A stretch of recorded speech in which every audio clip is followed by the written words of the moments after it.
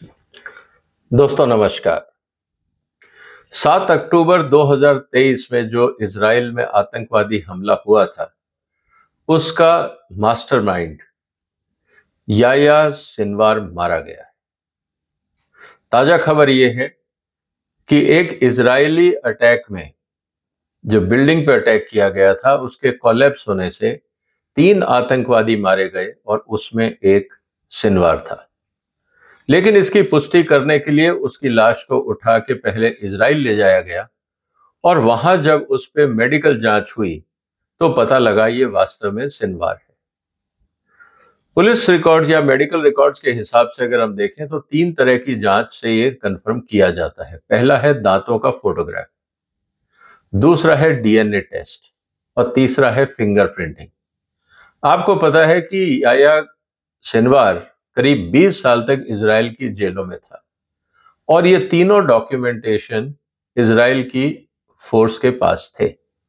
इसीलिए उस आधार पे इन्होंने कंफर्म कर लिया कि डीएनए मैच करता है, दांतों का जो फोटोग्राफी है वो मैच करती है और फिंगरप्रिंट मैच करते हैं।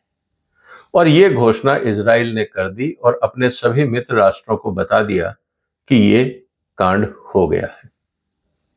अब सबसे इंपॉर्टेंट बात यह है दोस्तों कि सिनवार की मौत के बाद अब इजराइल के प्रधानमंत्री को एक रेस्पेक्टेबल एग्जिट मिल सकता है इस लड़ाई से। नहीं तो ये लग रहा था कि ये लड़ाई लंबी चलेगी और जब तक हॉस्टेजेस मिलते नहीं हैं तब तक इस लड़ाई का कोई अंत नहीं दिख रहा है। लेकिन अब सिनवार की मौत हो गई, अब हमास का कोई टॉप लीडरशिप जिंदा नहीं है जिससे नेगोशिएशन किया जा सके। इसका मतलब ये है कि अब जो इंपॉर्टेंट रोल है और जो अब ये थिएटर शिफ्ट होगा कतर में। अब इजराइल की तरफ से अमेरिका कतर में बात ये करेगा कि जो भी नया लीडरशिप आता है हमास का, उसको पहले ये मनाया जाए कि आप जैसे ही कुर्सी पर बैठने का प्रयास करें, आपको पहले ये करना होगा कि जितने भी आपके यहाँ पे होस्टेजेस बचे हुए हैं, करीब 101 होस्टेजेस हैं अभी हमास के कब्जे में। अब उसमें से कितने जिंदा हैं, कितने मार दिए गए, ये तो वक्त बताएगा। लेकिन सबसे पहले इजराइल की तरफ से अमेरिका कतर पे दबाव डालेगा कि जो भी नई लीडरशिप आती है हमास की, पहले उसको ये कहा जाए कि वो होस्टेजेस को छोड़े। ये बहुत जरूरी होगा। उसके बाद अगर ये देखा जाए कि होस्टेजेस कहाँ हैं, क्योंकि अब जिस तरह से अफरा तफरी होगी गाजा पट्टी में, तो निश्चित रूप से कोई ना कोई सुराग जरूर मिलेंगे। इसलिए इजराइल अपनी सर्वेलेंस अब गाजा पट्टी पे और बढ़ाएगा, ये देखने के लिए कि आतंकवादी कहां कहां छुपे हुए थे और कहां से निकल के भाग रहे हैं। तीसरा जो सबसे बड़ा डेवलपमेंट होने वाला है, जिसमें इजराइल को लेकर काफी क्रिटिसिज्म हो रहा था, वो ये कि इजराइल निर्दोषों की हत्या कर रहा है। अब एक ऑप्शन इजराइल को मिल गया कि देखिए, अब हम किसी को मारना नहीं चाहते हैं, हमारे सारे शत्रुओं को हमने मार दिया, अब आप हमारे जितने भी होस्टेजेस हैं आप उनको बाइज्जत बरी कर दीजिए। अगर वो वापस आ जाते हैं तो लड़ाई खत्म हो जाएगी, फिर गाजा की रिकंस्ट्रक्शन का काम शुरू होगा। अब जो सबसे बड़ी बात यह है कि जो अपकमिंग लीडरशिप है हमास की, उसको भी ये पता है कि जिस तरह से हिजबुल्लाह की लीडरशिप, उसका नंबर 2 और नंबर 3 को भी मार दिया गया, कहीं ऐसा ना हो कि आने वाली लीडरशिप पहले दिन से ही इजराइल के क्रॉस फायर में रहे। इस स्थिति में वहां पे स्टेबिलिटी बहुत मुश्किल हो जाएगी। मुझे लगता है कि जो ये डेवलपमेंट्स हुआ है हमास के साथ, क्योंकि वो इजराइल का खास दुश्मन था और पूरा समर्थन था ईरान का, अब एक तरफ हिजबुल्लाह की लीडरशिप खत्म हो गई, दूसरी तरफ हमास की लीडरशिप खत्म हो गई। मुझे लगता है अब ईरान थोड़ा बैकफुट पे आएगा। बैकफुट पे आके कारण यह है कि जब तक वापस दोनों ग्रुप्स के अंदर ऑर्गेनाइजेशन और लीडरशिप स्टेबलाइज नहीं हो जाती, ईरान कोई ऐसी हिमाकत नहीं करना चाहेगा जिससे पूरा जो जोश है अमेरिका और इजराइल का वो ईरान के ऊपर उतरे। और ये बात तय है कि जो नेबरिंग कंट्रीज है वो नहीं चाहेंगे कि इस लड़ाई में उतरें, क्योंकि उनका नुकसान बहुत ज्यादा हो सकता है। इजराइल के लिए कोई मुश्किल नहीं है कि सऊदी अरेबिया, कतर, यमन या यूएई या आसपास के कुवैत वगैरह की रिफाइनरीज को डिस्ट्रॉय करना, वो बहुत आसानी से मिसाइल से कर सकता है। लेकिन ये देश नहीं चाहेंगे, इसीलिए ये अमेरिका से ये कहेंगे कि आप जरा संयम रखिए, अब इस बात को बातचीत से निपटाने का प्रयास करिए। अमेरिका भी यही चाहेगा, लेकिन अब पूरा फोकस होगा ईरान के न्यूक्लियर थ्रेट को लेकर, क्योंकि जैसी आशंका है कि वहां पे न्यूक्लियर टेस्ट शायद किया गया है और अब उस पे आगे की कार्रवाई क्या होगी। लेकिन ईरान पे अटैक करने से पहले अमेरिका और इजराइल को सबसे पहले अपने जितने भी मित्र राष्ट्र हैं, Israel, Saudi Arabia, UAE, Kuwait और बाकी जो देश हैं जो अमेरिकन गुट के साथ हैं, सबसे पहले उनको वहां पे अपनी डिफेंस की तैयारी करनी होगी। मतलब अगर किसी तरह का मिसाइल अटैक आता है तो उसके लिए शील्ड तैयार करना होगा, आयरन डोम बोल सकते हो, पैट्रियोटिक मिसाइल बोल सकते हो और बाकी मिसाइल्स बोल।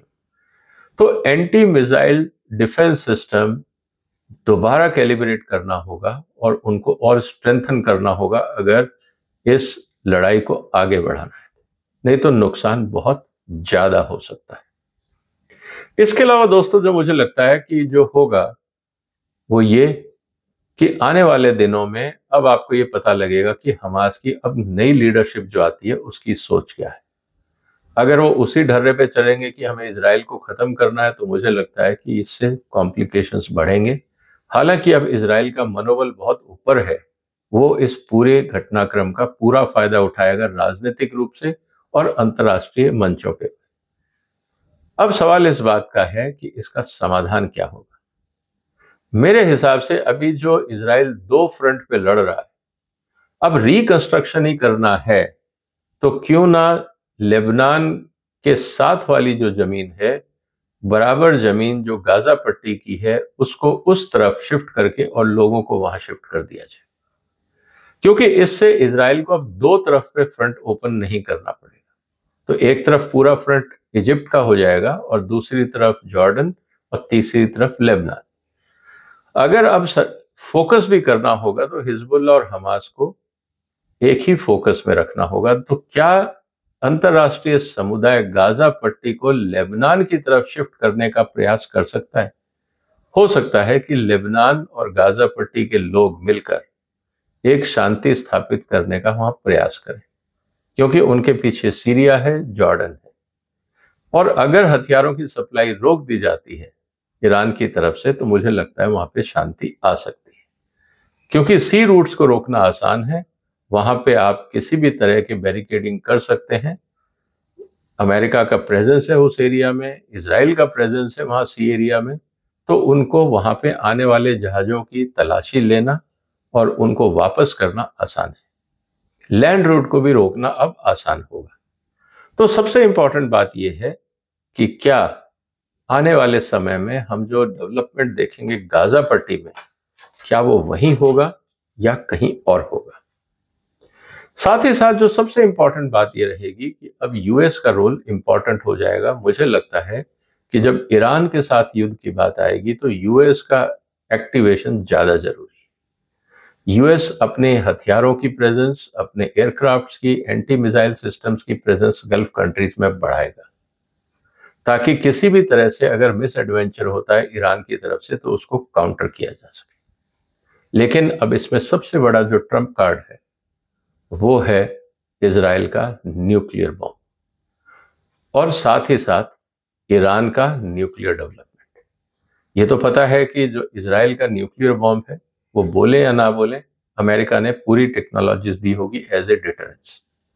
लेकिन ज्यादा खतरा इजराइल से ना होकर ईरान से है, क्योंकि अगर ईरान ने अपनी साख बचाने के लिए, वहां के रेवोल्यूशनरी गार्ड ने अगर मान लीजिए टैक्टिकल न्यूक्लियर वार हथियारों का भी अगर इस्तेमाल किया तो तबाही बहुत ज्यादा हो सकती है। हालांकि वो करेंगे नहीं, समझते हैं इस बात को, लेकिन डेस्परेशन में कुछ भी किया जा सकता है।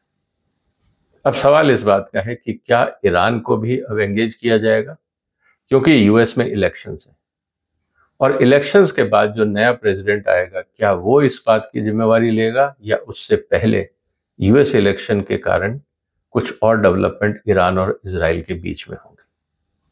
क्योंकि सबसे इंपॉर्टेंट बात यह है कि रशिया और ईरान साथ हैं और पीछे से चाइना का बैकअप है। इधर मिडल ईस्ट के कंट्रीज हैं, यूएस है और इजराइल है। अब देखना यह है कि आने वाले दिनों में क्या होता है। आप भी नजर बनाए रखिए, हम भी नजर बनाए रखेंगे। मुझे लगता है कि अब थोड़े समय के लिए शायद गाजा पट्टी, लेबनान और इजराइल में शांति रहने की संभावना है, क्योंकि अभी लीडरशिप को उभरना जरूरी है। देखते हैं क्या होगा। आपने टाइम निकाला, आपका धन्यवाद। फिर मुलाकात होगी एक और महत्वपूर्ण मुद्दे के साथ। तब तक अपना ध्यान रखिएगा। वंदे मातरम।